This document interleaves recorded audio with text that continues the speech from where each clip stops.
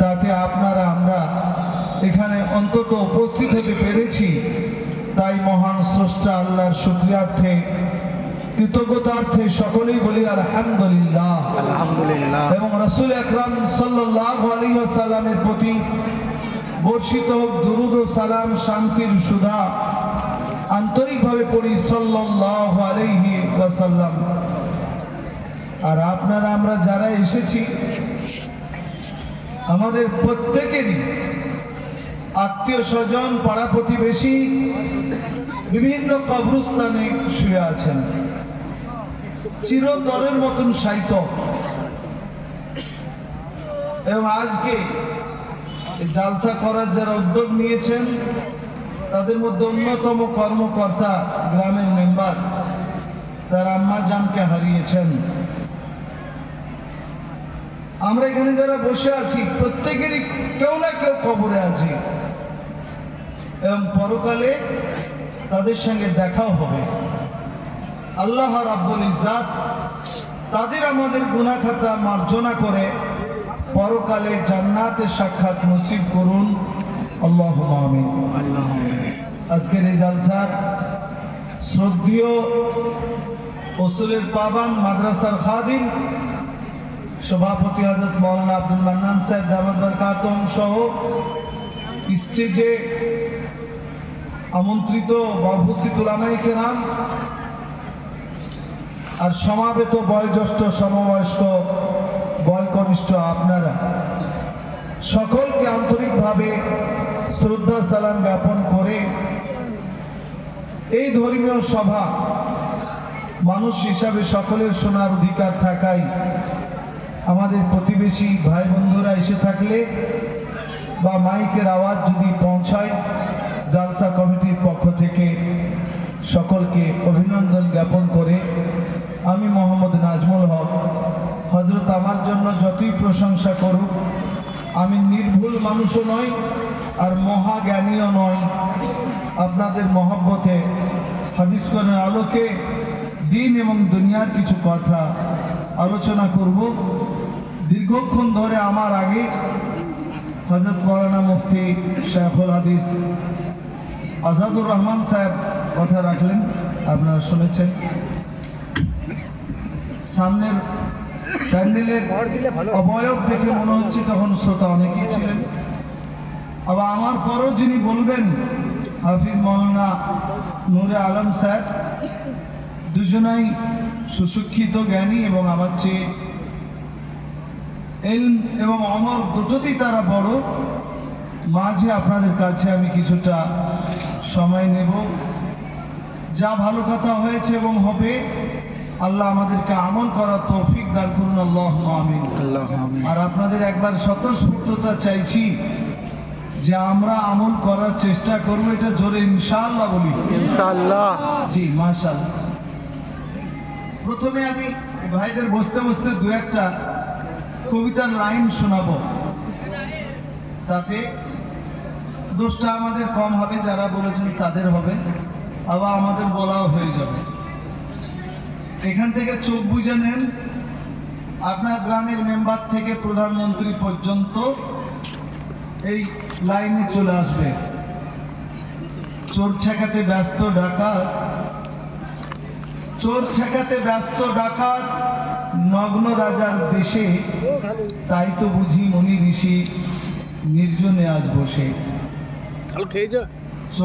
আমাদের গ্রাম বাংলায় সাধারণত ডাকাত মানে বড় অপরাধীদেরকে ধরা হয়, আর একবেলা গাঁজার টাকা নেই কারো সাইকেল বিক্রি করে দেয়, চোর ধরা হয়। অনেক সময় বিচার সালিশ হয়, বিচার সালিশ এমন লোকেরা করে যারা ডাকাত, তাই বলে আগেকার মতন আর ডাকাতি নাই। এখন তো পদে গেলে পরে ডাকাতি হয়। তাই কবি বলেছেন, চোর ঠেকাতে ব্যস্ত ডাকাত নগ্ন রাজার দেশে, তাই তো বুঝি মনি ঋষি নির্জনে আজ বসে। ভালো মানুষদের জায়গায় কোথায় আপনারা মূল্যায়ন করে দেখবেন। আর দেশে ঘটছে যা, আমাদেরই মতন চেহারার হাফিজে কোরআন কারি সাহেব, আমাদের হাফিজ কারি সিরাজ সাহেব এখানে কেরাত করলেন, ভালো লাগলো। কারি ওয়াইসের বয়স মাত্র 33 বছর। 3 বছর আগে দিল্লি, পুরাতন দিল্লি রেলওয়ে স্টেশনের পাশেই সন্ধ্যা 8টার সময় ওখানে যা লাইট আছে, দিনের চেয়েও আলো উজ্জ্বল এলাকা, কারি হাফিজে কোরআন তাকে পিছিয়ে পিছিয়ে মেরে শেষ করে দেওয়া হলো। মনে করুন আপনি আব্দুল জব্বার আব্দুল করিম একাই সেখানে দাঁড়িয়ে দেখতে পাচ্ছেন, বা ঝাড়খণ্ডে তাবরেজ আনসারি, বা আমাদের মালদার আফরাজুল রাজস্থানে দেখছেন, বা কোথাও আদিবাসী দলিতদেরকে মারা হচ্ছে আপনি দেখছেন। আপনার করণীয় কি? খালি এই লাইনটার মধ্যেই পাওয়া যাবে, একদা সেদিন দাঁড়িয়েছিলাম শহরের ফুটপাতে, এমনই দৃশ্য দেখুন অস্ত্র আসিল নয়ন পাতে। আপনার তো কিছু করার নাই। দেখিতে দেখিতে ভাবি, কেন দিলে প্রভু তুমি ওদের হাতে মোদের ভাগ্যের চাবি, যাহারা আজ কেড়ে নিল সব পলিটিক্সের জোরে।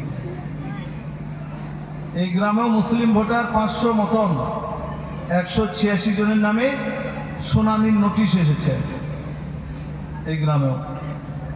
আমার মুর্শিদাবাদ জেলায় 50% এসেছে। আমরা বর্ডার এলাকায় বাস করি। এত হয়রানি কার ক্ষমতা, কিসের জোর? পলিটিক্সের জোর। যা কিছু হচ্ছে হিম্মত দেখাচ্ছে, যারা যারা আমাদেরকে রক্তিম চক্ষু দেখাচ্ছেন, ক্ষমতা কিন্তু পলিটিক্সের। আপনাদের এলাকায় কি হয় জানি না, আমাদের জেলাতে কিছুদিন আগে কি 2-1 দিন আগে অভিষেক বন্দ্যোপাধ্যায় এলেন। সবাই নামটা জানেন তো নাকি? হ্যাঁ না বলছেন যে ভয়ে মনে নামি বলবেন না? জানি জানি। এলেন। তা আমার মনে হয় তার সিকিউরিটির জন্য যত লোক ছিলেন, আমার দেশের মুখ্যমন্ত্রীর জন্য এত লোক হয় না। কিসের জন্য? আমার চেয়ে তার প্রাণের দামটা বেশি, আমার চেয়ে তার সন্তান বেশি, আমার চেয়ে তিনি মারা গেলে দেশের ক্ষতি হয়ে যাবে বেশি, আর একজন আদিবাসী দলিত অসহায় মানুষের কোনো মূল্য নেই। এদিক বন্ধ সেদিক বন্ধ। আমি নাজমুল হক ডাক্তারখানায় প্রেজেন্ট, একটা মেয়ে ছটপট করছে, 3 ঘন্টা ডাক্তারই আসতে পারছে না জ্যামের। এই তো আমাদের কিসের জোর? পলিটিক্সের জোর। আমরা যে জায়গায় দাঁড়িয়ে আছি, একজন কবি ইকবাল উর্দুতে বলেছেন, মঞ্জিল সে बढ़कर मंजिल तलाश कर, मिल गए तुझको दरिया तो समंदर तलाश कर, ईमान तेरा लूट गया है रहजान के हाथों से, ईमान तेरा बचा ले ओ रहबर तलाश कर। চলমান সময়ে আমাদের নেতৃত্বের অভাব। ইমানের সুরক্ষা দিবে, ইমানের জন্য কাঁদবে, সেই জায়গায় নেই। আল্লামা ইকবাল তাই বলেছেন, তোমরা যদি নদী বিজয় করো ক্ষান্ত হইও না, তোমরা যেন সমুদ্র জয় করতে পারো তার জন্য প্রয়াসী হইও। আমরা চেষ্টা করব ইনশাআল্লাহ ইনশাআল্লাহ। আর আমাদের জন্য এখন চলমান সময়ে নতুন নতুন শব্দ এখন অভিধানে এসেছে। গত পরশুদিন পশ্চিমবঙ্গের নাম করা একটা দলের সভাপতি, তিনি অধ্যাপক, মাথায় একটু চুল কম, আমার চেয়ে একটু স্বাস্থ্য বড় হতে পারে, মাথায় কিন্তু খুব একটা উঁচু হবে না। বুঝতে পেরেছেন কে হবে? তিনি বলেছেন এই মোল্লাদের 4টে করে বউ আছে। পরশুদিন বলেছেন একজন অধ্যাপক, কলেজে কি পড়াবে? অধ্যাপক মানে তার আন্ডারে তো মুসলমান ছেলে মেয়েরাও পড়ছে নাকি? একজন অধ্যাপক। আমাদের ভারতের মাটিতে হিন্দু মুসলমান শিখ ইসাই জাতি ধর্ম নির্বিশেষে, দল মত নির্বিশেষে সকলের কাছে শিক্ষকের মান আলাদা। তিনি অধ্যাপক।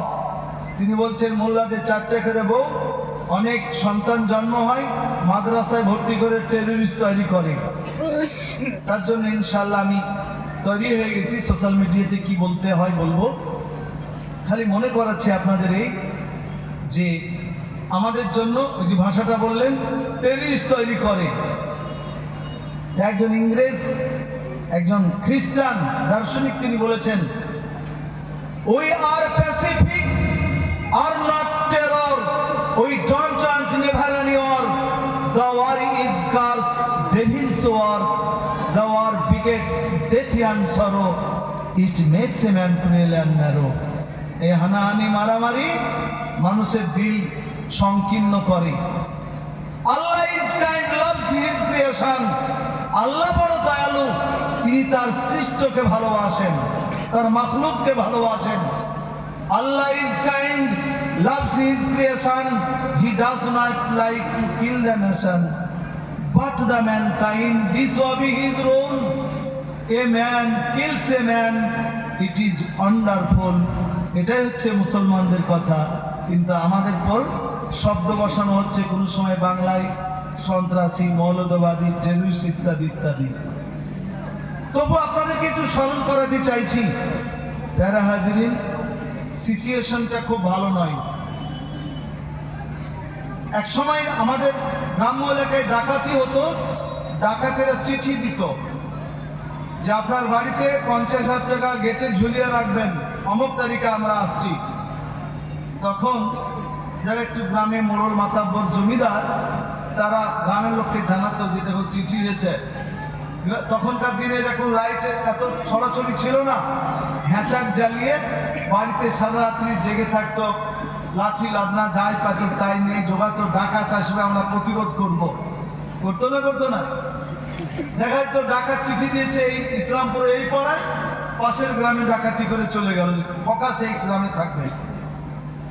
আপনাদেরকে বলতে চাইছি, চলমান সময়ে আমাদের আত্মা কেড়ে নেওয়ার ডাকাতেরা, আমাদের প্রাণ এবং এডুকেশন কেড়ে নেওয়ার ডাকাতেরা, আমাদের শিক্ষা, আমাদের চাকরি, ব্যবসা কেড়ে নেওয়ার জনসমাজের ডাকাতেরা, আপনার আমার প্রাণটা পর্যন্ত কেড়ে নেওয়ার ডাকাতেরা, আপনার আমার ভোটার অধিকারটা কেড়ে নেওয়ার ডাকাতেরা প্রকাশ্যে ঘোষণা করছেন।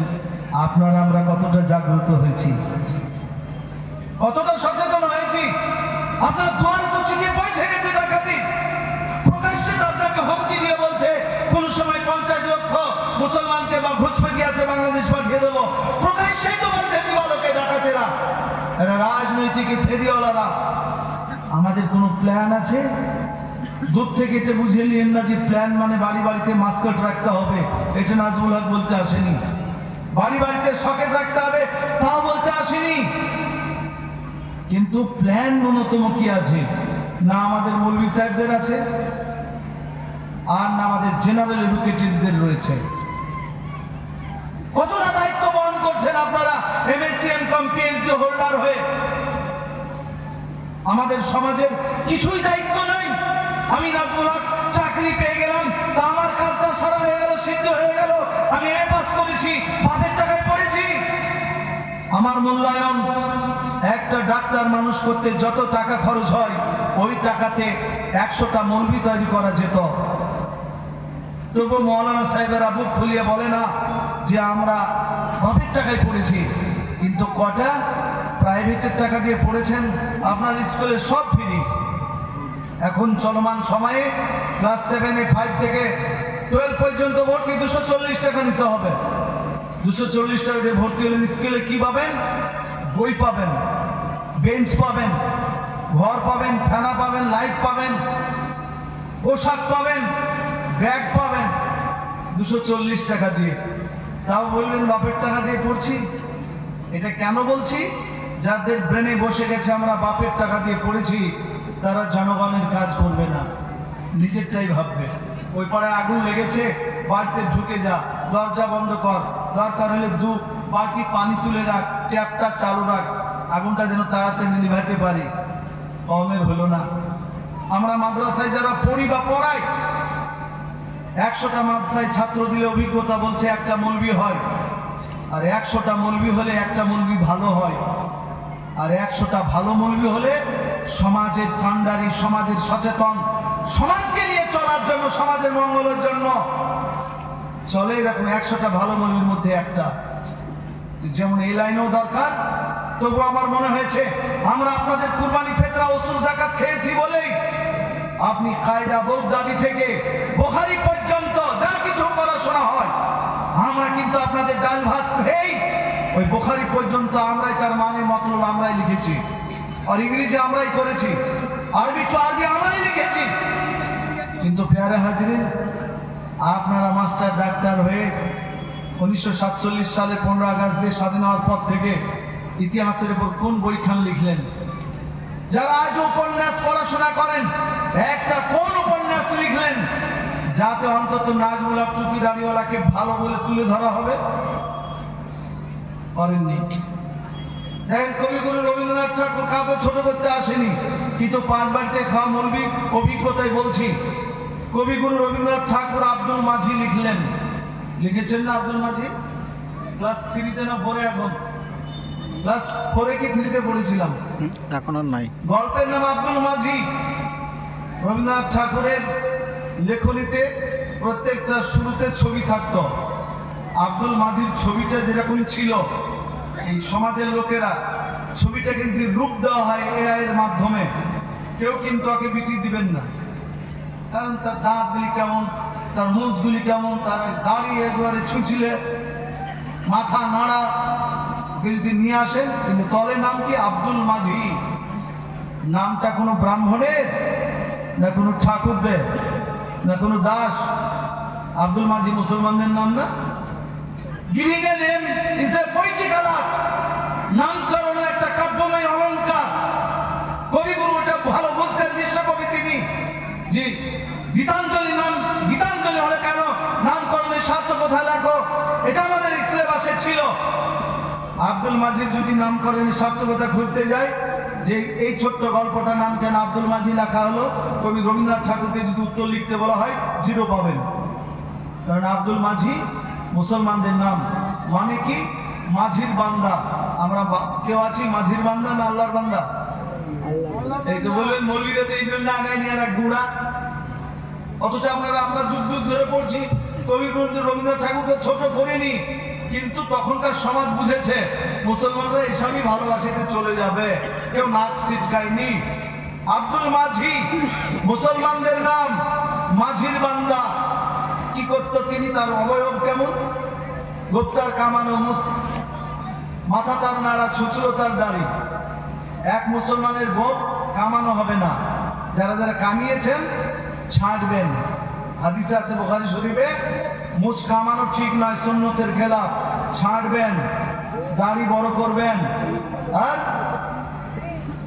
প্রয়োজনে নানা করে এমন কোনো ভালো কাজ নাই, উমরা বা হজে গেলে করতে হয়, কিন্তু বাকি জরুরি নয়। খালু মূল্য তাই নাড়া করবেন, এটা অন্য ধর্মের হতে পারে ইবাদত, কিন্তু আমাদের এরকম নয়।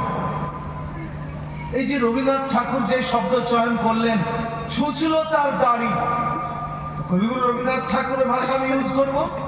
আমার জামাই দাড়িওয়ালা যদি আসে, আর যদি আমি নাজমুল হক বলি, এসো বাপ, ছুঁচল দাড়িওয়ালা চারটি খেয়াল বাপ, মানে তোর গিটিকে 11 তালাক থাকলো। আপনার আমার আত্মীয়কে ছুঁচল দাড়িওয়ালা বলা যাবে না, আব্দুল মাঝিকে বলা যাবে। ওখানে আব্দুল মাঝি কাদের প্রতিনিধিত্ব করছে? আব্দুল মাঝি করতো কি? কচ্ছপের ডিম নিয়ে আসতো নদী থেকে। তো কচ্ছপের ডিম মুসলমানদের খাওয়া না হারাম না হালাল? কচ্ছপের ডিম খেয়েছেন কোনদিন? তো আব্দুল মাঝি কচ্ছপের ডিম নিয়ে এসে হয় খেত, সিদ্ধ করে ভেজে ভেজে, আর নাহলে বাজারে বেচত। মুসলমানদের যা খাওয়া হারাম তা বেচাও হারাম। এই হচ্ছে আমাদের ব্যাখ্যা। আর আপনাদের জন্য আরেকটু বলি, গল্পের নাম ডাকাত, উপন্যাস সারা জীবন থাকবে, সাহিত্য বাংলা যতদিন থাকবে। কিন্তু ডাকাত উপন্যাসে চরিত্র কি? যে বাড়িতে ডাকাতি হয়েছেন তিনি ব্রাহ্মণ, বাড়ির যে গেটম্যান সে হচ্ছে দাস। ডাকাত ধরা পড়েছে, পুলিশ এসে হাত করা পুড়িয়ে নিয়ে যাচ্ছে, তারাই হিন্দু। আর ওই গল্পে যে ডাকাতটা তার নাম কি? এগুলিতে গেল সব বাড়িওয়ালা হিন্দু, পুলিশ হিন্দু, রাখওয়ালা হিন্দু, হাত করি পড়ানো হিন্দু। আর যে লোকটা ডাকাতি করেছে, ডাকাত যাকে ধাক্কাতে ধাক্কাতে নিয়ে যাচ্ছে উপন্যাসে, ওর নাম কি? এটা হচ্ছে আপনাদের বাড়িতে খাওয়ার লোক আমরা, ওর নাম নাসির। বলুন, এই ডাকাত যে গল্প যতদিন থাকবে, মুসলমান প্রতিনিধি ডাকাত হিসাবে থাকবে, এর জবাব আমাদেরকে লিখতে হবে। আমরা তো মাদ্রাসায় আলিফ বা তাতে ব্যস্ত, আমরা তো এটা জায়গাতে নাজাইজ করতে ব্যস্ত। আমাকে তার জন্য আপনারা পড়িয়েছেন, সহযোগিতা করেছেন,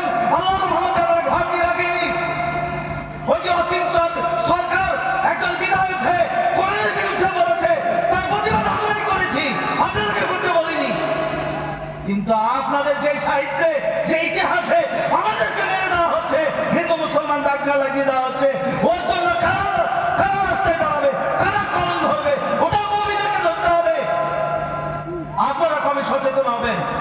আপনারা সুশিক্ষিত, আপনাদের সামনে 23শে জানুয়ারি আছে, 26শে জানুয়ারি আছে, 15 আগস্ট আছে, কত দিন রয়েছে, কালচার অনুষ্ঠান রয়েছেন। কবে ভালো কথা স্কুল কলেজে ক্লাবের ময়দানে আপনারা কালচার অনুষ্ঠানে তুলে ধরবেন? দেখেন 90-এর দশকে, মানে আমি 90 সালে ফারিগ হয়ে এসেছি, তারপর একটা যাত্রা চলতো গ্রাম বাংলায়। যাত্রাটার নাম ছিল সম্রাট অরঙ্গজেব। কেউ দেখেছেন এই কথা? আমি জিজ্ঞাসা করছি না, আমিও নাজমুল হক দেখেছি তা বলছি না, কিন্তু বইটা পড়েছি। সম্রাট অরঙ্গজেব কোন গ্রাম বাংলায় যাত্রা হতো। আমি যে স্কুলে এখন প্রধান দায়িত্ব আছি তার বিরাট বড় মাঠ, ওই মাঠে এসেছিল। তখন আমি এই লাইনের ছাত্রও নয়। যাত্রায় পালাটা কি ছিল? সম্রাট অরঙ্গজেব একটা হাটে, একটা বাজারে টুপি বিক্রি করছেন। একজন মুসলিম না, একজন অমুসলিম হিন্দু নওজোয়ান যুবক দাঁড়িয়ে দেখছে যে আমাদের সম্রাট, আমাদের বাদশাহ হাটে বসে টুপি বিক্রি করছে, টুপি সিলাই করছেন। ঘটনা তো সত্য। অরঙ্গজেব তার সংসার চালাতেন রাজকোষ থেকে নয়, ইনকাম করে চালাতেন, কোরআন লিখতেন, টুপি বানাতেন, বিক্রি করতেন। ঘটনা সত্য। কিন্তু দেখানো হলো কি করে? সম্রাট অরঙ্গজেব টুপি বিক্রি করছেন, যুবক দাঁড়িয়ে, সম্রাট অরঙ্গজেব তাকিয়ে দিলেন, একজন যুবক ফ্যাল ফ্যাল করে দেখছে, বলে বাবা তুমি টুপি নেবে? না স্যার টুপি নেব না। অরঙ্গজেব রহমতুল্লাহ আলাইহি নিজে উঠে একটা টুপি ওই বাচ্চাটার মাথায় পরিয়ে দিলেন।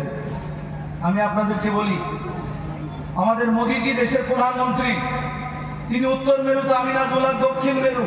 তবু যদি কোনোদিন একটা পেন আমাকে দিয়ে দেয়, কত এলাকায় বলবো যে দেখেন প্রধানমন্ত্রী আমাকে একটা কলম দিয়েছে, সম্মানের মনে করবো না? করবো না? আমাদের দেশের প্রধানমন্ত্রী।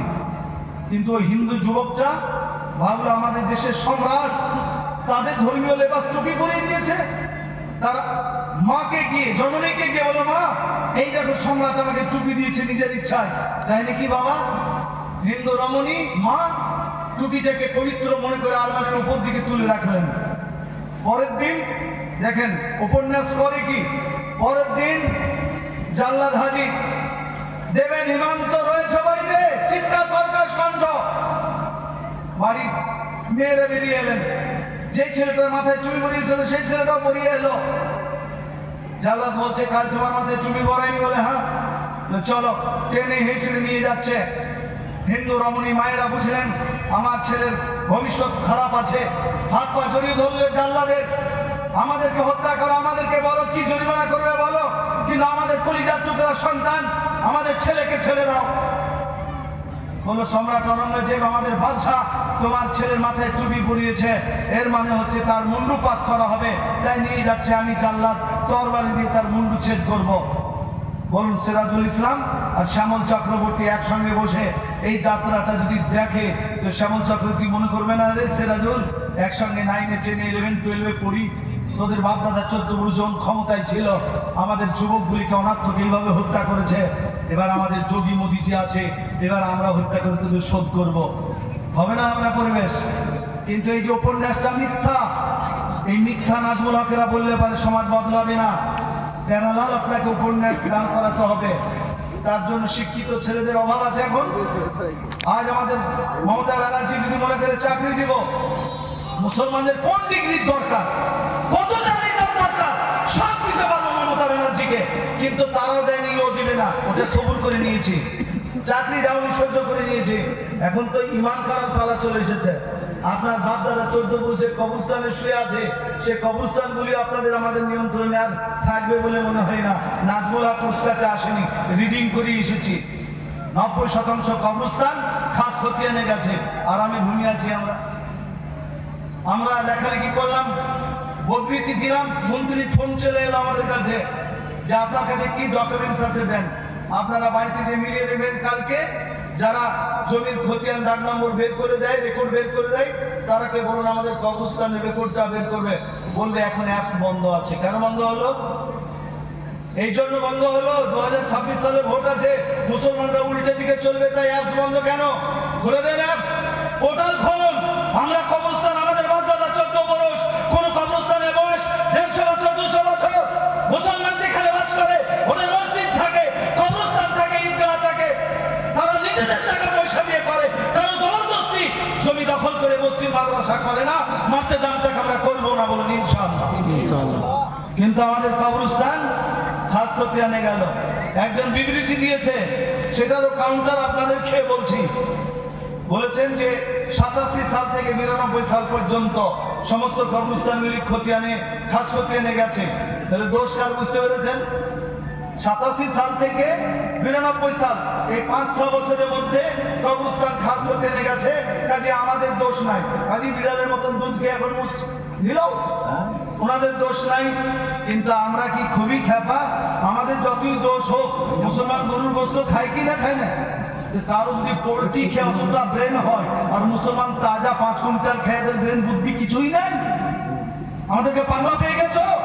আমাদের এখানে আনু ডাকাত বলে একটা নাম শুনতাম, কোনদিন স্কুল কলেজে যাইনি, ইলেকট্রন কোডের বুঝতো না, এ ক্লাস বি হোলিস্টিক বুঝতো না। তবু নাগাদি ইউনাইটেড ব্যাংক, এখানে জামালউদ্দিন হাফেজ আছে, সীতাচন্দ্র কুরবানি, 1995 সালে কোন এক বৃহস্পতিবারের দিনে এমন বম মারলো, 11,60,000 টাকা নিয়ে উধাও। পুলিশের হাতে বন্দুক থেকেই গেল। আমি নাজমুল হক তখন নতুন মৌলবি, মনে মনে করলাম বুদ্ধদেব বাবু, জ্যোতি বাবু, আপনারা যদি এই পুলিশগুলিকে জায়গা পুড়িয়ে দিতেন আর ডাকাতগুলিকে যদি বন্দুক দিতেন, কার বাপের হিম্মত ছিল মুসলমানের হাতে বন্দুক থাকবে আর পাহারাদার, আর ডাকাত ডাকাতি করে নিয়ে চলে যায়? আনু ডাকাত শুনেছি যে এক হাত নাকি ব্যাকা ছিল, তাহলে চলে গেল। যেই মুসলমান লেখাপড়া জানে না, সে যদি সকেট বানাতে পারে, সরকার যদি সত্যি মঙ্গল ভাবত, তো যেই মুসলমান ইলেকট্রন বোর্ডন বুঝে, বিএসসি বিকম বুঝে, এমএসসি এমকম পাস করে, সে আব্দুল কালাম যেমন হাইড্রোজেন বোমা তৈরি করেছে, মানে ইলেকট্রন আপনার আটম বোমা দিয়েছে, তো আমাদের এই দেশের মুসলমান ইগাল বিমানও আপনাকে দিতে পারবে ইনশাআল্লাহ। মুসলমানদের অত বুদ্ধি কমেনি যে 87 সাল থেকে 92 সাল পর্যন্ত খাস খতিয়ান হয়েছে, কাজে আমাদের দোষ নাই। আরে যারা 87 সাল থেকে 92 সাল পর্যন্ত খাস খতিয়ান করেছে বলি তো আমরা ওই সরকারটাকে উল্টেছি না উল্টাইনি? বলুন, উল্টাইনি? মনে মনে করছেন মৌলবীরা একলাই চলে যাক, আমরাই আগে যাবো, আপনারা আগে যেতে হবে না। আমি তো এটাই বলে বেড়াই, আপনারাকে সব বলাতে হাউ করতে হবে না। আমরা যাই না, জেলখানাটা আমাদের দরকার। আলেম ওলামারা যদি জেলে যায়, তো ওখানেও জেকের আজকার হবে, ওখানেও তসবিহ হবে, ওখানেও ফজর নামাজ হবে, চাষ হবে। বরঞ্চ মাদ্রাসায় পড়াই সময় পাওয়া যায় না, এই আদায়, এই বোর্ডিং, ওই কদিন জেলে থেকে আলেম ওলামারা বেশি কানবে, দরকারও বটে। আর আমরা যদি বিলাসী হয়ে যাই, কমের দরদ যদি সরে যায়, তো বিলাসীতে আমাদের আযাব গজব আরো বাড়বে। তাই মমতা ব্যানার্জির কাছে বিনীত নিবেদন, লালওয়ালারা যদি আমাদের খাস খতিয়ান করে থাকে, কবরস্থানকে আমরা এত শ্রদ্ধা করি, ফতোয়া জায়েজ থাকলেও আমরা কেউ চপ্পল পরে কোনো কবর উপর দিয়ে হেঁটে যাই? হাঁটি না। তাহলে খাস খতিয়ান মানে কি? আজ ক্ষমতায় আপনি আছেন, কাল ক্ষমতায় যদি আদিত্যনাথের বাবুর মতো লোক যদি চলে আসে, শুভেন্দু অধিকারী, সুকান্ত মজুমদার, দিলীপ ঘোষ, যারা খেপে আছে একবারে, তারা সেদিন কবরস্থান নিয়ে কি বলবে? ফাঁসি তো চাই না। চাইনাতে 18 বছর কোনো মুসলমানের খবর দিতে দেয়নি। ওই ইতিহাসে আমি আজকে আউট অফ ইন্ডিয়া রাখছি। 18 বছর চাইনার মাটিতে একটা মুসলমানেরও খবর হয় নাই, মুসলমান খবর দিতে পারেনি। এরা তো বলবে রাতারাতি কবরস্থান আর হবে না। এটা তোমাদের নয়, খাস খতিয়ান মানে সরকারি ল্যান্ড। আর আমাদের দেশ, রাজ্যের সরকার ল্যান্ড ব্যাংক করেছেন, যেমন ব্লাড ব্যাংক হয়, বিদেশে যেমন স্পার্ম ব্যাংক রয়েছে, আমাদের রাজ্যে ল্যান্ড ব্যাংক রয়েছে। যত খাস খতিয়ান আগামী দিনে ল্যান্ড ব্যাংকে গিয়ে জমা হবে। ব্যাংকে যেমন টাকা জমা হচ্ছে, জমি জমা হবে। কাজী পেয়ারা হাজির, বুজুর্গ, দোস্ত, রাজিজ, এক্ষুনি আপনাদের অল আউট খেলতে বলছি না, কিন্তু মাদ্রাসার সভাতে, মসজিদের জুমাতে, জমিয়তের মিটিংয়ে যদি এই আলোচনাগুলি করে সমাজকে সচেতন করে না রাখেন, আগামী দিনে ঝট করে কোনো সিদ্ধান্ত নেবেন, প্ল্যান করার কোনো সুযোগ পাবেন না। আল্লাহ তাআলা আমাদেরকে তৌফিক দান করুন, সকলে বলি আল্লাহুম্মা আমিন। আল্লাহুম্মা আমিন। আর ব্রিটিশ যখন ছিল, তখন একটা যাত্রা করতো, সেটার নাম ছিল ভাবনা গাজী। আচ্ছা, ভাবনা গাজী কোন হিন্দু ভাইদের নাম হবে বলে মনে হচ্ছে? তো যারা ইতিহাসের ছাত্র তারা এবার বলুন, ভারতের মাটিতে মুসলমান 1000 বছর রাজত্ব করেছেন কোন নবাব, কোন রাজারা, কোন খলজি বংশের? না আলাউদ্দিন বংশের, না চিস্তি বংশের, না দাস বংশের, না আমাদের মুঘল সাম্রাজ্যের? কোন নবাব, কোন বাদশাহ? একজনের নাম কোন ইতিহাসে আছে? ভাবনা গাজী। বুঝিয়ে দিতে হবে। ভাবনা গাজীর নামে উপন্যাস লেখা হলো, গ্রাম বাংলায় পালা করে দেখানো হতো। ভাবনা গাজীতে কি ছিল? যিনি ভাবনা গাজী তার মাথার পাগড়িটা 20 হাত মতো লম্বা, আর দাড়ি, যাত্রার দাড়ি যত বড় করা যায় হাঁটু পর্যন্ত প্রায় হবে, আর তসবির দানা 500 দানা। আপনারা সুবহানাল্লাহ বললে কটা দানা টানেন? একটা। আর ভাবনা গাজীর যাত্রাতে একবার সুবহানাল্লাহ বলে এক খাবল টানতো। এটাই ছিল ভাবনা গাজীর যাত্রা পালা। সিংহাসনে বসে আছে ভাবনা গাজী, তসবির দানা টানছে, সুবহানাল্লাহ আলহামদুলিল্লাহ, খাপা খাপ টানছে। তার ভক্ত এবং চেলারা যে বলল, জাহাপানা খবর হে। যখন ভাবনা গাজী বলল, বানাও কিয়া হে খবর, কিছু মিশ্রিত উর্দু আর বাংলা, ব্রিটিশ পিরিয়ডের যাত্রা পালা অভিনয় করছে। ভাবনা গাজী একজন আল্লাহওয়ালা, টুপি দাঁড়িয়েওয়ালা লোক, দিনদার লোক, তসবিহ পড়নেওয়ালা লোক। তার ছেলেদেরকে বলল, যে এলাকা দিয়ে এলাম সেটা একটা হিন্দু পাড়া, ঠাকুর পাড়া। সেখানে একজন রমণী দেখলাম, পৃথিবীর মানচিত্রে আমরা কোন জায়গায় in the territory of India কোথাও এরকম সুন্দরী মেয়ে দেখিনি। এই মেয়েটিকে আপনার বিছানাতেই মানায়। ভাবনা গাজী আর একবার আলহামদুলিল্লাহ বলে তসবির দানা টেনে বলল, মেয়েটিকে হাজির করা হোক। ছেলেরা মানলো দৌড়, হিন্দু পাড়ায় গিয়ে হিন্দু রমণীটিকে তুলে নিয়ে এলো। দরজা খুলে ভাবনা গাজীর দরবারে হাজির। ভাবনা গাজী সুবহানাল্লাহ আলহামদুলিল্লাহ করতে লাগলো। এই দুষ্টুরা দরজা বন্ধ করে বেরিয়ে গেল। ভাবনা গাজী আর ওই মেয়েটি, কপালে সিঁদুরের দাগ, হিন্দু রমণী আর্তনাদ করে কেঁদে বলল, জাহাপনা আপনি আমার পিতৃতুল্য, আপনি আমার পিতার মতো। আমি বিবাহিতা রমণী হিন্দু মেয়ে, আমার পবিত্রতা আপনি নষ্ট করবেন না, সতীত্ব নষ্ট করবেন না। আপনি আমাকে ক্ষমা করুন, আমার স্বামী আছে, আমি বিবাহিতা। ভাবনা গাজী অট্ট হাসি হেসে বলেছিল যে তোমাকে আমার বিছানাতেই মানাই বলে ধরতে যাচ্ছে। বলুন, এই পালাটা যদি এখনো চলে কাটোয়াতে, আপনাদের দায় হাটে, আর সবাই মিলে যদি হিন্দু মুসলমান দেখতে যান, সম্প্রীতি থাকবে না আরো অসম্প্রীতি হবে? তারা বলবে ঠিক আছে, আমাদের রাজ্যে যোগী আসাই ভালো, যার ছেলে নাই মেয়ে নাই, চিল্লায় রাত দিন শুভেন্দু অধিকারী, মালিক টাকা ভালো, তোদেরকে পিটিয়ে সাত করবো।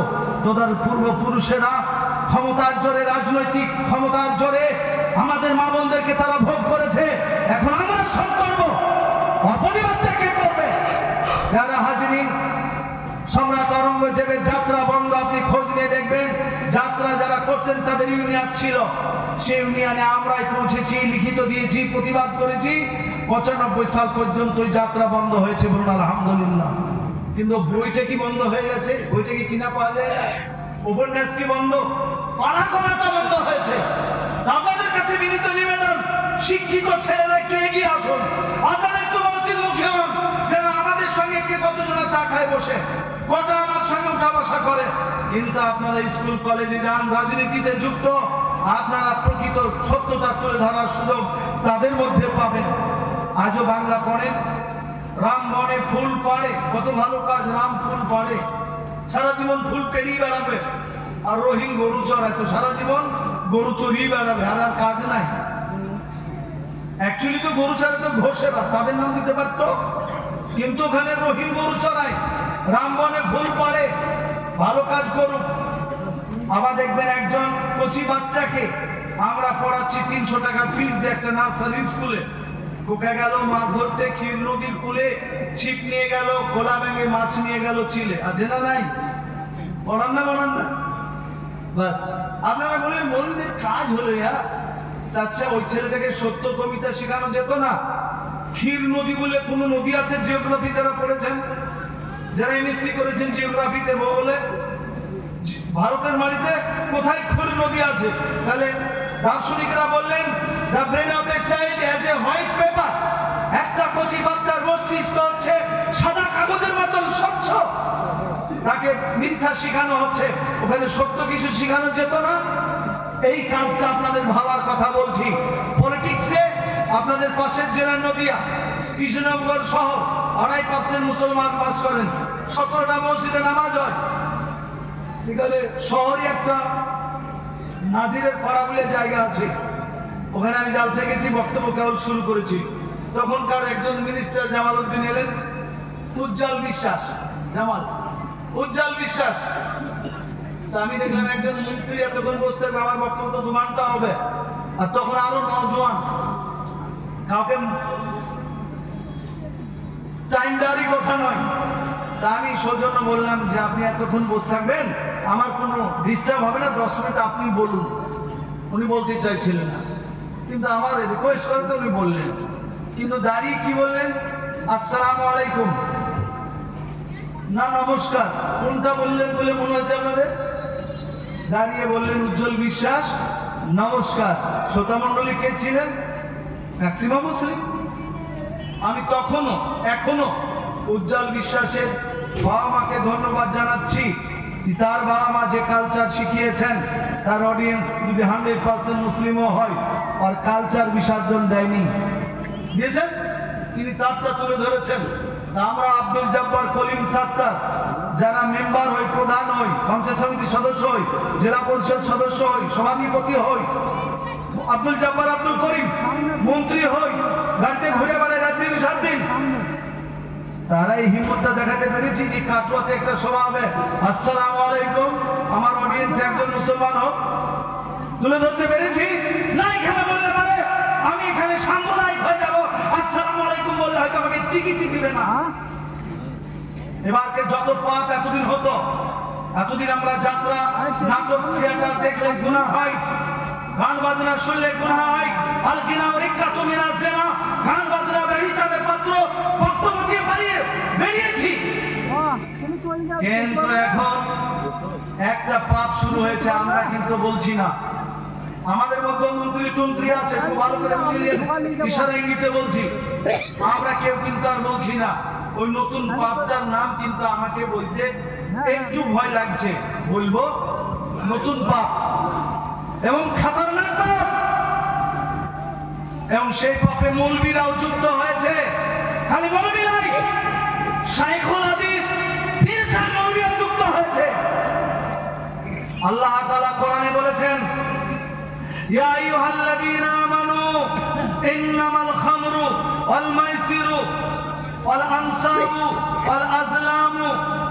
কোরআন শরীফে আল্লাহ তাআলা বলছেন, হে মুমিনেরা, নিশ্চয় মদ, নিশ্চয় জুয়া, নিশ্চয় বুতপ্রাস, এটা খুব বাংলায় গেলাম না, বুঝতে পেরে গেছেন কিনা তাই বলেন, বুঝতে পেরেছেন না? বেশি বলতে হবে, ওটা আমি উচ্চারণ করবো না। নিশ্চয় মদ, আমি কন্টেন্ট গুলি বলছেন, মদ বলেছেন আল্লাহকে, তারপর জুয়া, আর তারপর বুতপ্রাস, আর তারপর বললেন লটারি। এগুলি হচ্ছে শয়তানের আমল, কোরআনের ভাষা বলছি। ফাজতানিবুহু, তোমরা ইজতিনাব করো, তা থেকে অনেক দূরে থাকো। আল্লাহ আমাদেরকে তৌফিক দান করুন, আল্লাহুম্মা আমিন। আপনাদেরকে বলতে চাই, আমার একটা বক্তৃতা ভাইরাল হয়েছে, আমি লিখেছি ওখানে যে বক্তৃতার আরো পেছনে 5 মিনিট থাকা উচিত, নাহলে হিন্দু ভাইরা খারাপ বুঝবেন। সেখানে আমি বলেছি যে আমি নাজমুল হক, আব্দুল জব্বার, করিম সাত্তার সাহেবেরা কুরবানির পরের দিন যদি মনে করেন অনেক রকমের কালচার অনুষ্ঠান হয়, কুরবানি সেলিব্রেশন করব, কুরবানি নিয়ে একটা উৎসব হবে, সেই উৎসবে কি থাকবে? কোপ্তা থাকবে, কাবাব থাকবে, শিক কাবাব থাকবে, ভুড়ি ভাজা থাকবে, মগজ আলাদা থাকবে, কলিজা আলাদা থাকবে, নানান রকমের আইটেম। গেটও লাগাবো, খালি অনুষ্ঠানটা উনি হিন্দু ভাই খাবেন, এটা ঠিক, তাদের ধর্মে আঘাত হানবে না ঠিক, কিন্তু অনুষ্ঠানটা উদ্বোধন করার জন্য, ফিতা কাটার জন্য অধীর বাবু, শ্যামল চক্রবর্তী বা অরূপ ঘোষ, এইরকম মন্ত্রী শান্তিদেরকে আহ্বান জানাবো। আপনি বুঝলেন ভিতরে কি আছে?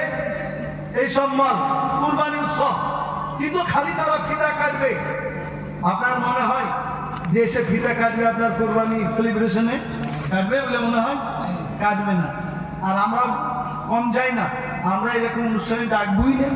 বরঞ্চ যদি ভুল করে চলে আসে, গোষ্ঠী বাচ্চারা মাথা করে ঢেকে দিব, যেন দেখতে আমার ভাই না পায়, আমার প্রতিবেশী হিন্দু ভাই যেন কষ্ট না পায়। তাই করবো না? করবো না? করবো।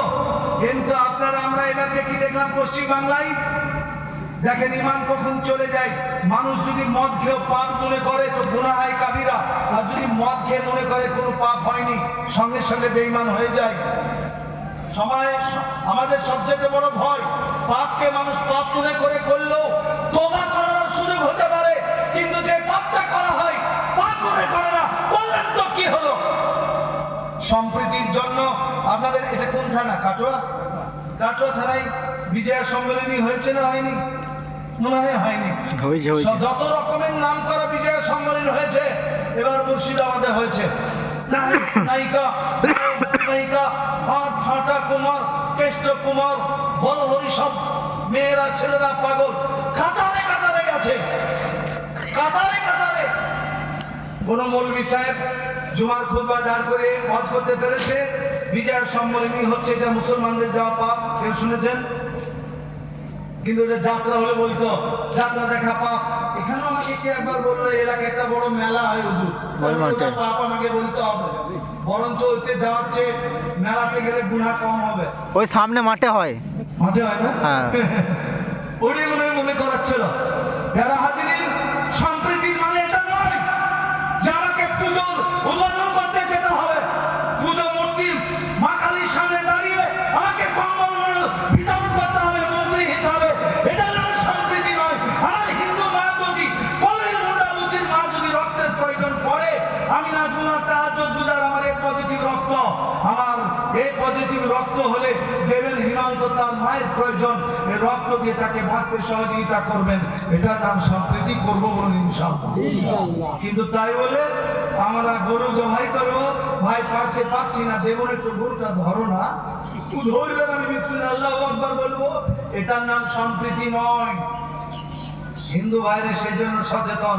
আপনার কুরবানির তালা আশেপাশে যায় না, বরঞ্চ ডেকে পুলিশ আমাদেরকে বুঝায় কুরবানি করবেন করবেন, যেখানে সেখানে হাড় ফেলাইন না। বলা যায় না কুকুর যদি হাড় করে খাতির করে নিয়ে যে কোনো হিন্দু ভাইয়ের বাড়িতে কোনো মন্দিরে রেখে আসে, তা আপনাদের দুর্নাম হবে। ক্ষমতায় যে এলাকাটা জনগণ হাঁটবে তার ধারে কোনো যেন জমাই করবেন না, কারণ এটা সকলের নজরে ভালো লাগে না। আমরা এগুলি মানি না? মানি না? আমরা মানি। তাহলে হিন্দু ভাইদের জন্য আমরা কত সম্মান করছি। সেই জন্য আমার কাছে আসতে গিয়ে কোনো চাঁদা চাইছিল, যাওয়ার সময় কি করবে জানি না আল্লাহ, কিন্তু জামালউদ্দিন কড়া দিতে চাইল না।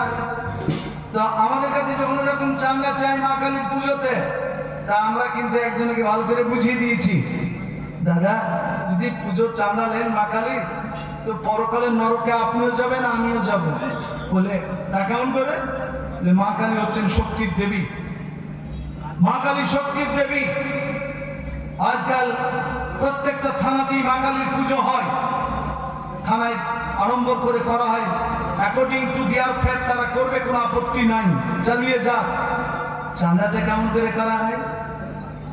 আমাদের এলাকায় দেখছি একটা যদি কালী পুজো হয় থানাতে, 13 জনের 15 জনের কমিটি, তার মধ্যে 10টাই মুসলমান, স্টেজে দখল করে বসে আছে এরকম ছেলে, সেও মুসলমান। আর যে হিন্দু ভাইরা মা কালী শক্তির দেবী আরাধনা করবে তারা চান্সই পায় না উঠা। তাই বললাম দাদা এইভাবে পুজো করবেন তো মা কালী খেপে গেলে আপনাদেরকে জাহান্নামে দিবে। এই জন্য যে যেই মুসলমানটা তুই টাকা নিয়ে আমার কানের গয়না বানিয়েছিস, আমার শাড়ি কিনেছিস রে, এ তো গরু গোশ জবাই করে বিক্রি করে ইনকাম করে, আর টাকা দিয়ে আমার গয়না, যা নরকে যা। যে আপনাদেরও ক্ষতি। আর আল্লাহ তাআলা আমাদেরকে বলবেন, এই কোরআনে নাই আবুদুল্লাহ ওয়ালা তুশরিক বিহি শাইআ ওয়া বিল ওয়ালিদাইনি ইহসানা, ওয়ারশিদ আল্লাহর গুনাহ অ্যাসোসিয়েট উইথ হিম, আল্লাহর ইবাদত করো, তার সঙ্গে শিরক হবে এমন কোনো কাজ তোমরা জীবনে করবে না। এটা তো বলা নাই। কিন্তু দেখা যাচ্ছে কমিটি মুসলমান আব্দুল জব্বার সাত্তার রহিম সম্প্রীতির পরিচয় দেওয়ার জন্য বলছে টোটোওয়ালা 300 টাকা, রসুলুল্লাহ 500 টাকা, ছোট হাতি 700 টাকা, বড় হাতি 1000 টাকা, সোনার দোকানে 5000 টাকা। মুসলমান চাঁদা তুলে দিচ্ছে, মরতে যা দেরি, ফেরেশতা রেডি হয়ে আছে, ফাটিয়া করে শেষ করে দিল। আর এরকম যতই পূজা করে বেড়ান এনআরসিতে, আর এই যে আপনি এসআরে আপনার নাম মনে করে নিলেন যে আমি পুজো করেছি বলে খুব সাংগঠনিক। তা আপনাদের কাছে বিনীত নিবেদন, আমরা দেখলাম আমাদের মুর্শিদাবাদ জেলার রেজিনগর থানার পুজো উদ্বোধনের বক্তৃতায় একজন মৌলভী সাহেবকে দেখলাম, আবার দেখলাম তাকে আমাদের কলকাতার একজন নেতা তাকে পাশে বসিয়ে দিয়ে বিবৃতি দিচ্ছে। আপনারা আমাদেরকে এই জন্য কোরবানি ফিতরা খাইয়েছেন যে আমরা পুজো উদ্বোধনে যাব। বীরভূমে দেখলাম একজন সাহেব, আর মেদিনীপুরে একজন দেখলাম জমিয়তের সহ সেক্রেটারি, কোন জমিয়তের আমি বলতে যাচ্ছি না, সে গান গাইছে বলে ওকে স্টেজে বসেছে, লজ্জায় কিছুক্ষণ পরে টুপিটা খুলে নিয়েছে লজ্জায়। তারপর মেয়েরা যে গান গায় না, ছেলেরা গান গায়, मैं करता हूं तुझे प्यार করে যেমনি মাইক তোর কাছে নিয়ে গেছে ও তালি বাজাচ্ছে। দূরদিন কত জায়গায় যাচ্ছে বুঝুন। প্যারা হাজরিন, তো যে পাপগুলি যাত্রা থিয়েটারে হতো, নাটকে হতো, গান বাজনায় হতো, আরে মোহামেডান মসজিদে, মক্তবে, খানকাতে, তবলিগে, জমিয়তে তার বিরুদ্ধে বলার সুযোগ পেত। কিন্তু এখনকার পাপটা পলিটিক্স আর ধর্মের দ্বারা এমন ভাবে করা হচ্ছে যে আমাদের উচ্চ কণ্ঠে তার প্রতিবাদ করার জায়গাটাও থাকছে না। কিন্তু আল্লাহ তাআলা কোরআনে বলেছেন, আল্লাহ নবী সাল্লাল্লাহু আলাইহি ওয়াসাল্লাম হাদিসে বলেছেন, মান রাআ মিনকুম মুনকারান ফালিয়ুগাইয়িরহু বিয়াদিহি, তোমরা যদি অন্যায় দেখো বাহুবার দ্বারা প্রতিরোধ করো, না পারলে তুমি জবান দ্বারা বলো, তা যদি না পারো অন্তরে ঘৃণা করো। অন্তরে ঘৃণা করতে তো পারবো নাকি ইনশাআল্লাহ? পারবো না, পারবো না? আর যদি না করেন, এই তিনটা ক্যাটাগরির মধ্যে যদি না থাকেন, ক্ষতি কি হবে? মুসলিম শরীফের হাদিসে আছে, আল্লাহ নবী সাল্লাল্লাহু আলাইহি ওয়াসাল্লাম বলেন, আর-রাজুলুন ইয়াকুনু ফি কওমিন ইয়ামালু ফীহিম বিল মাআসি, কোন একটা লোক একটা গ্রামে বাস করত, ইয়ামালু ফীহিম বিল মাআসি, আর পাপ করত। গ্রামের লোকেরা, ইসলামপুরে একটা লোক পাপ করে, একটা যুবক, গোটা গ্রামের লোক ওই পাপটা করে না। নবী সাল্লাল্লাহু আলাইহি ওয়াসাল্লাম বললেন, একটা যুবক পাপ করে, একটা লোক পাপ করে, গ্রামের লোকেরা ক্ষমতা রাখে পাপ থেকে ওকে বিরত করার, প্রতিরোধ করার। ক্ষমতা থাকার সত্ত্বেও ওই গ্রামের লোকেরা, ওই কওমের লোকেরা, জাতির লোকেরা নীরব থাকে, পরিবর্তন করার চেষ্টা করে না। আল্লাহ নবী বলেন, শোনো, মৃত্যুর পূর্বে বিকাবিল্লাহি ক্বাবলা ইয়ামুতু, মৃত্যুর পূর্বে তোমাদের প্রতি আল্লাহর গজব নেমে আসবে। আল্লাহ নবী সাল্লাল্লাহু আলাইহি ওয়াসাল্লাম বলেছেন। তো এগুলি আমাদের গজব নয় যে বলছে তোমার বাপ, যাকে বাপ বলে দাবি করেছে, আরো 6 জন বাপ বললো, তো কি হলো? 6 জন বাপ বললো তো কি হলো? কবি রবীন্দ্রনাথ ঠাকুরের বাপ, ছেলে, ভাই বোন কটা ওরা? কত নম্বর রবীন্দ্রনাথ ঠাকুর? আর এখন চলমান যে আমাদের প্রধানমন্ত্রী, দেশের ক্ষমতাবান 56 ইঞ্চি বডিওয়ালা প্রধানমন্ত্রী, তার বাপের সন্তান তারা কটা? 5 ভাই 1 বোন, তারা 6 জন হলে অসুবিধা নেই। আমাদের অমিত শাহ, যিনি আমাদের স্বরাষ্ট্রমন্ত্রী, রাত দিন 7 দিন আমাদেরকে কিভাবে ভেজালে ফেলা যায় তার জন্য ব্যস্ত। তারা কয় ভাই বোন? কাজে আমাদেরকে খেলনা না সমঝো, খেলনা समझ कर हमें ना बर्बाद करना, हम भी किसी के बनाए हुए हैं। খেলার বদল মনে করে আমাদেরকে ধ্বংস করতে উদ্যত হয় না। আমাদের একজন স্রষ্টা আছেন, তিনি হলেন আল্লাহ। বলুন আলহামদুলিল্লাহ।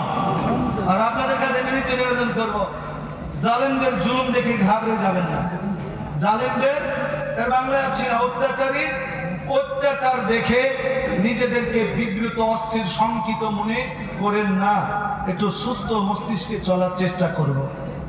একটা ঘটনা বলি আপনাদের। অত্যাচারীর শাস্তি কেমন হয়, এই ঘটনাটা আমার এই গ্রামে যে মেম্বার ভাগিনা আমার, সেখান থেকে শুরু করে প্রধানমন্ত্রী যত নেতৃত্ব রয়েছেন তাদের জন্য শিক্ষণীয় ঘটনা। ঘাটে দাঁড়িয়ে যারা মস্তানি করছেন ক্ষমতার জোরে, তার ঘটনা বলছি। একজন পৃথিবীর মানচিত্রে সবচেয়ে নাম করা কুখ্যাত অত্যাচারী শাসক ছিল, তার নাম হালাকু খাঁ। অনেকে ভাবে Hulagu Khan was Muslim, but he was not Muslim, he was nasal. Hulagu Khan মুসলমান ছিল না, ও ছিল অগ্নি পূজক। পৃথিবীতে মুসলমান ঐতিহাসিকরা লিখেছেন যে নিজের উপস্থিতিতে 20 লক্ষ মুসলমানকে হত্যা করেছে। 20 লাখ। কত অত্যাচারী বুঝুন। হালাকু খান একটা শহর দখল করে নিয়েছে। সেই শহরের পুরুষ মানুষদেরকে এক জায়গায় করেছে, সব পুরুষ মানুষদেরকে ধরে নিয়ে এসো। হালাকু খান ঘোড়ায় চড়ে আছে, ঘোড়ায়, আর ঘোড়াতে তরবারি, মানে ধারালো তীক্ষ্ণ একটা তরবারি নিয়ে খুব নাচার হুঙ্কার, গর্ব ভরে কর্কশ কণ্ঠে কথা যে সাজাও, মুসলমানদের লাইন করো, 3টা লাইন, যতগুলি লাইন হবে 3টার বেশি লাইন করবে না। 3টি লাইন করে মুসলমানদেরকে দাঁড় করিয়ে দিল। 10-12 বাচ্চা মুসলমান, মধ্যবয়স্ক মুসলমান, যুবক মুসলমান, একেবারে অতি ক্রুদ্ধ, কোমর খাড়া করে দাঁড়াতে পারছে না, এইরকম মুসলমানকে দাঁড় করিয়ে দিল। 3 লাইনে দাঁড়াও। জাল্লাদেরকে বলল, প্রথম লাইনের 2 দিক থেকে তরবারি মারো এদের গর্দানে। কে কটাকে মারতে পারবো না। প্রথম লাইনে এক বৃদ্ধ বাবাজি দাঁড়িয়েছিলেন। তার কি মনে হলো যে আমার ডান দিক বাম দিক যেভাবে হত্যা করে আসছে, আমার কাছে আসতে আর 5 জন মাত্র কি 4 জন বাকি আছে, তারপর আমার গর্দানটাও নেমে যাবে। তাই তিনি করলেন কি, সেকেন্ড কাতারে, পেছন কাতারে দাঁড়িয়ে গেলেন। হালাকুকা দেখতে পেল ওই বুড়োটা প্রথম কাতারে ছিল, মরার ভয়ে দ্বিতীয় কাতারে গেল। মন দিয়ে শুনবেন। প্রথম কাতার সে লাশ পড়ে আছে, রক্তাক্ত, জাল্লাতে রক্ত ভর্তি। দ্বিতীয় কাতার মারা শুরু হলো। দ্বিতীয় কাতারে আর একজন দাঁড়িয়ে আছে, তাহলে ওই বুড়োটাকে মারা হবে, বাবাজিটাকে। তার কি মনে হলো যে তৃতীয় কাতারে দাঁড়িয়ে যায়। হালাকে খা দেখলো যে বয়স্ক লোকটা, এই বুড়োটা মুসলমান, সাদা দাড়িওয়ালা, এই তৃতীয় কাতারে গেছে। এবার মুচকি হাসছে হালাকু খা। দ্বিতীয় কাতারও মারা শেষ। এবার তৃতীয় কাতার বুড়োটা, এবার পালাবি কোথায় দেখবো। কি বুঝতে পারছেন? হালাকু খা ফোকাসটা হচ্ছে বুড়োটার দিকে, মুসল্লিটার দিকে, সাদা দাড়ি তার দিকে। হ্যাঁ, হালাকু খা কর্কশ কণ্ঠে, বজ্র কণ্ঠে আওয়াজ করে বলল, জাল্লাদেরা ঝাঁপিয়ে পড়ো তৃতীয় কাতারে, এক দিক থেকে ওদেরকে হত্যা করো। বয়স্ক লোকটা ডান দিক বাম দিক দিয়ে ইশারায় চোখে একটা পলক থেকে দেখতে পাওয়া যায়। তাদের দেখছেন যে হ্যাঁ কাছাকাছি এসে গেছে।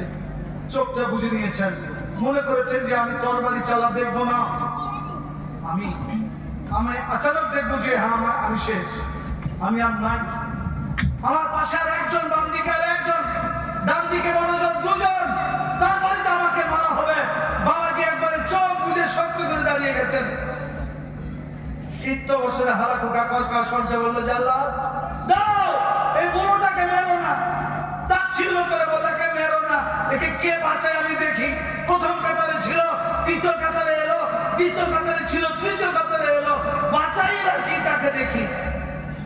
দর্প কণ্ঠে তরবারিটা নাড়তে নাড়তে ঘোড়াটাকে নড়িয়ে বুড়ো মুরব্বীর কাছে এসে বলছে, অহংকার চিত্তে দর্প করে, এই বুড়ো বল, বল তোকে কে বাঁচাবে? বাঁচার তো অনেক চেষ্টা করলি, বল কে বাঁচাবে? আর কেউ বাঁচাবার আছে? চতুর্দিকে তাকিয়ে দেখ কেউ আছে কি? বাচ্চাও নাই, বৃদ্ধরা নাই, জোয়ানরা নাই, সব শেষ। তোমার আর কোনো আশা আছে বাঁচা? তোমাকে কেউ বাঁচাবে? বুড়োটার, মুরব্বীটার বাবা জীবনের মনে হলো কি, আল্লাহ তার জবান দিয়ে খুললেন, হ্যাঁ এখনো আমাকে কেউ বাঁচাতে পারেন। হালাকু খা আর খেপে গেল, এখনো তোমার বাঁচাবার কেউ আছে বলে মনে হয়? বলে হ্যাঁ মনে হয়। বলে কে? মনে হচ্ছে কে? বলে যে আমাকে আর তোমাকে সৃষ্টি করেছে সে। খুব খেপে গেছে। তরবারি আগে বছরের নড়ে ছিল, এত রাগান্বিত হয়েছে তরবারিটা মাটিতে পড়ে গেছে। হালাকু কাতার বাদশাহী ঘোড়াতে চড়ে আছে।